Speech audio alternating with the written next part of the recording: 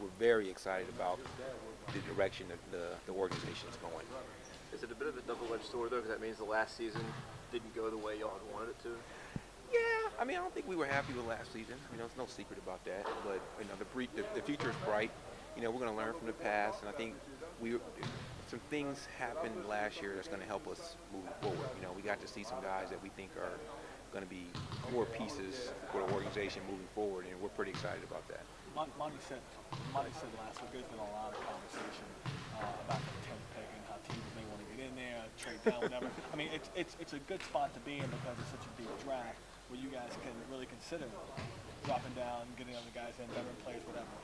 Yeah, I mean, we can keep our options open, obviously, but right now we're looking at guys that we can draft the 10th pick. Now, if someone makes us a deal that's going to make the organization better, we definitely take a look at it. But as of today, right now, nothing's happened. We plan on using the 10th pick. And both of these guys play alongside Anthony, coach. Both guys, what do you mean? Sullinger or Jones, how do you think they would fit with him? I think we figured out. I think we have a good coach. I try to stay away from that. But I think both of them. I think they could. They could play there. You look at a team like Oklahoma City that kind of built through the draft, and you're kind of looking at that as maybe giving you hope that you can, with 2 picks, that you can kind of build your team through that way and be successful. That's a total different process. I think with their team, they drafted Durant at 19, and then they kind of built through with him.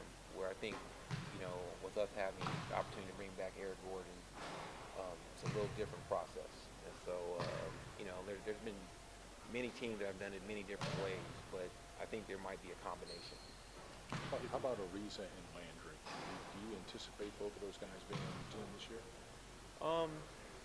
I think right now we're still in our planning. Right now, as of right now, Ariza's under contract, so we do plan to have Ariza on our team because he's under contract. And right now, Carl Landry's a free agent. I think we'll look at the draft, see what happens after the draft, and then we'll get together and make a decision that's best for the organization. Ariza's name has been kind of floated out there in trade rumors. You've seen those. Is there any fire with that smoke, or is that just all smoke though? Now, I stay away from trade rumors. I don't comment on potential trades. I just think that's not a good thing to do.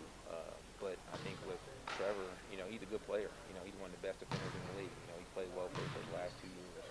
And so, but as far as trade rumors, I don't make these things. A lot of times I read them on the internet like you guys, and I'm shocked by some of the things I read.